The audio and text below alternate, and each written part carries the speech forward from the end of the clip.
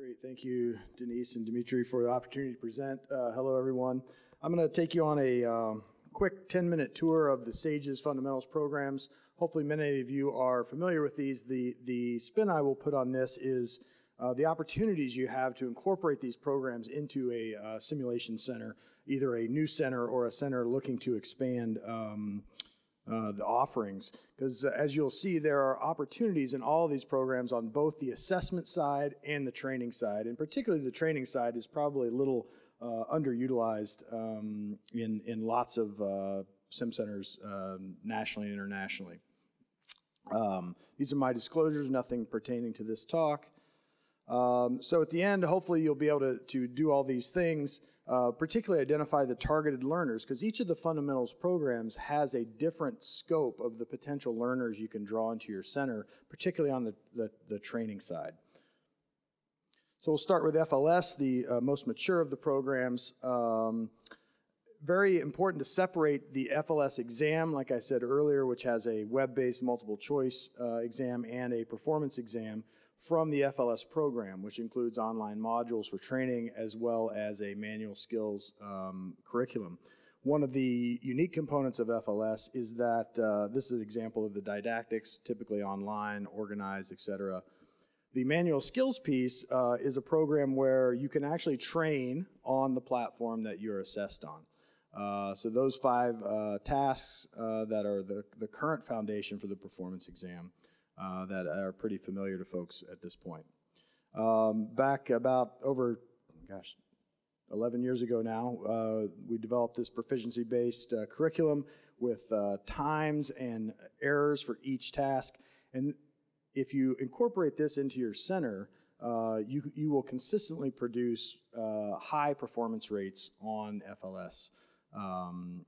And this particular curriculum has actually been shown to translate into about the equivalent of a year to a year and a half based on GME level of performance during Lap Coley. That was done at McGill. So this is not only improving and preparing people for FLS, but also improving their actual ability to execute laparoscopic surgery in the operating room. So basically, like I said before, FLS, you can become an FLS test center. There are fairly strict guidelines on that, and there's some limitations based on geography. We don't need 10 centers in one city. So if you're interested from a simulation side for applying to be a test center, you can contact the SAGES office. Here are the folks that are intimately involved with this, and they can guide you through that. The training piece is the portion that most people will find useful. And you can have courses and other things where you can generate income based on training with FLS. You have to be a little careful of how you use the branding, but all that is possible. And the FLS folks will help guide you through that. Shifting to the next program, one that's probably hottest right now for those involved in GME, because this is the first year of the requirement, is the fundamentals of endoscopic surgery, so essentially the flexible endoscopy version. The candidate pool for here is a little more broad. For FLS, typically only surgeons, and you do have to be an MD. For FES, still MDs, but expands a little bit to potentially including residents and fellows in GI or even family medicine if folks are learning to do flexible endoscopy. So as a sim center director, expands your potential pool of learners a bit. Just like FLS, there are 2 parts to the assessment piece of FES, a multiple choice exam and a performance exam. Different than FLS, though, the performance exam piece of FES includes tasks that you are not allowed to train on. So if you are an FES test center, you cannot allow people to come in and use these specific FES tasks to train. So this is what the online content for FES looks like. Again, pretty standard in terms of e-learning content.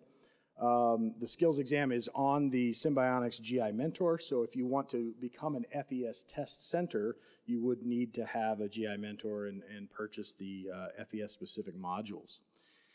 This is some screenshots of the tasks, navigation, mucosal inspection, retroflexion, some basic tool targeting, the core skills of endoscopy.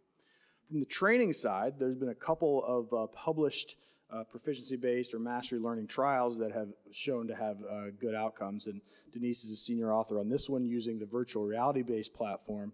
Essentially what they did is pick some modules that relate directly to the skill set required for FES, and then kind of the simulation-based mastery learning model set performance benchmarks, trained folks to these benchmarks, and then looked at that. So this is an excerpt of their data.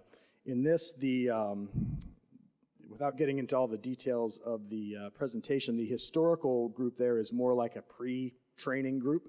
So what you would expect of a more novice group, and then the proficiency-based group shows a very large effect size for training on this curriculum and a 100% pass rate.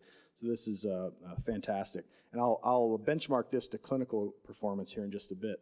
Our group actually did this study, very similar methodology, except with a physical-based simulation platform that we developed in collaboration with Limbs and Things.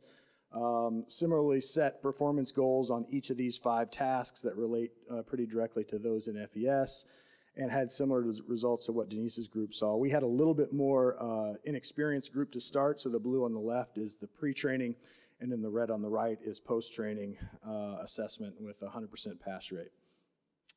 If you benchmark both of these onto the FES test experience based on total endoscopy, so what you see at the bottom there is how many endoscopies folks taking the FES test had performed before they take it.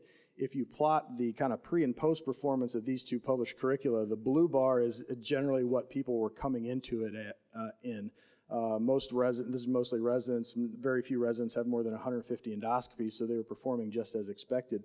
The red bar up there is the range with standard deviations of what you would expect if you go through one of these proficiency-based curricula. So you're essentially, at least as measured by FES, performing about at the level of 300 endoscopies. So in terms of return on investment for training, this is fantastic and something I think that you can use to gain resources and take to leadership.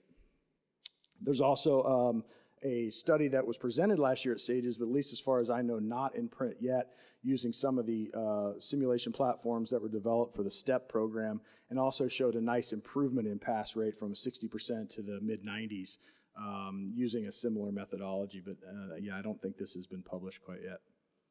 So, so that is the assessment and training aspects of FES. And again, for more information on any of that stuff, the FES program staff is happy to field questions. The last and most underutilized, in my opinion, fundamentals program, I think because it doesn't carry with it a board requirement for residents right now, is the FUSE program, which is, of course, fundamental use of surgical energy. FUSE program is unique in a couple of ways. One, there's no performance exam for FUSE, so it's only a knowledge-based multiple choice exam. The second is it's the broadest in terms of the ability to bring learners into your sim center, because there's no requirement to be an MD to use this program. You can do perioperative nurses, you can do techs, you can use anybody who works in the operating room environment who has to interact with surgical energy, and it's a fantastic resource for making people understand exactly how these things work and the dangers that can come from them. These are the curricular domains in FUSE, and having go through this curriculum myself, it was fantastically educational. And again, you can be a FUSE test center. It's actually the easiest of the test centers to be because, again, it's only a computer-based multiple choice exam. So it's pretty easy, particularly if you're one of the other fundamentals programs, to add FUSE to your test center offerings. This is what the FUSE online didactics look like, very similar to FES. We talked about the broadest targeted learners. The real opportunity, I think, for simulation centers is developing some more robust hands-on curricula, and there's been some work on this done already by the FUSE committee. This has been at the Learning Center several times and actually piloted and written about, but there's a whole write-up in terms of creating this hands-on course to demonstrate these principles of electrosurgery, and using this hands-on course format has been shown to actually improve the performance on the exam. This is all packaged through the FUSE committee, and folks who are interested in duplicating this curriculum can again reach out to the FUSE committee and get the packaged setup and information. But something like this would be fantastic to do in your center for an operating room team or nurses, et cetera. I think, we were just talking about this at the board. I think this is an underutilized resource that we have, because not everybody wants to take the test, but a lot of people need to learn about the concepts, and this is a great way to do it. There's contact information for FUSE. So hopefully we covered those key educational components of all three. Each one has a different learner group, expanding from only surgeons to people who do endoscopy to basically the entire perioperative team. And we talked a little bit about different educational strategies for mostly incorporating training into your center, but also some assessment opportunities. Thank you very much.